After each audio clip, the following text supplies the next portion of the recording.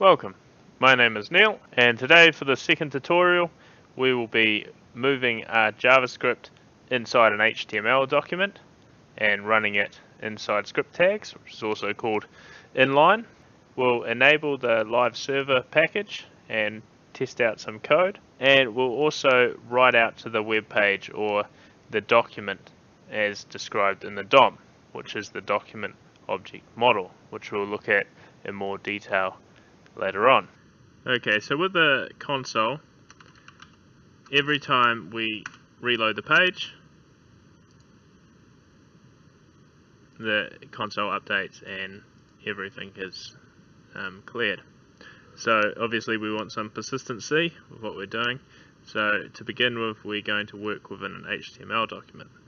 With our new file, we will save this file, and I'm just going to place mine on the desktop in JavaScript and just call this file index.html. Save it. And to begin with, because we installed emmet, we can do an exclamation mark here and press tab, and it will build out the basic HTML boilerplate. Don't worry too much about the meta tags at this stage. We're going to come into the body and create a script tag. Script, and press tab. This is where all of our JavaScript can go.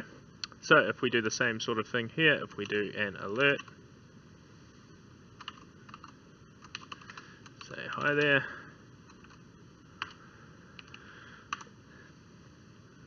and if we save this file, just press Ctrl S, and you can also notice if anything changes within your files, you get notified by the blue dot up the top there. So now what we're going to do, so we don't have to open this up in the browser each time it saves and reload it and that sort of thing, we're going to run our live server package and start the server, and that will open up this page in your local server. These numbers up here, this just means your local host, and you're using port 3000. And as you can see, we have our alert box that says hi there.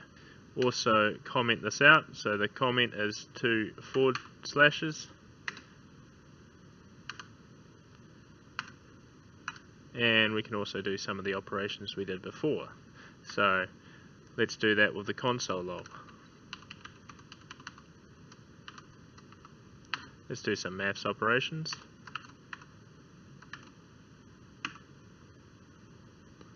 And as we save that, we can see it flashed a little bit on screen here. Right click, inspect, and click on your console, and you'll see that it gives us the answer to that console log operation that we had there. So the other thing we can do is we can set up variables. So we'll do a string variable here. Let's call it hello equals, put a literal string in,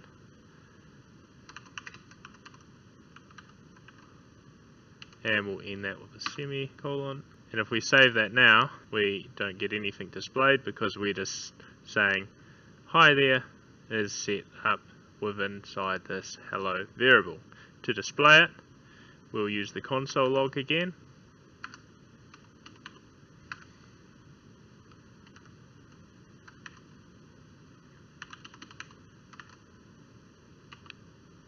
and we'll put this variable inside the console log to display hi there. So let's just save that, and as you see, it's updated in the console here. Okay, so you might be wondering, you might be thinking, right, so we can do an alert message to the screen and we can run a console log, but we really want to be interacting with the HTML document. We want to be doing things there. So that brings us to one of the other commands, which is document write. And actually, let's just cut this, put it down the bottom here, and we'll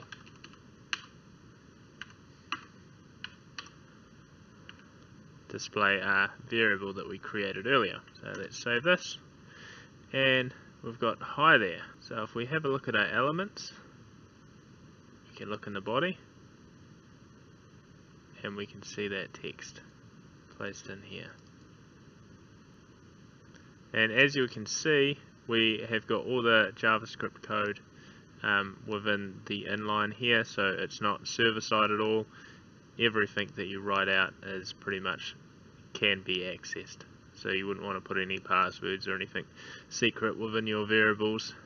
Okay, so just to wrap it up, so today we've set up our text editor and installed the packages.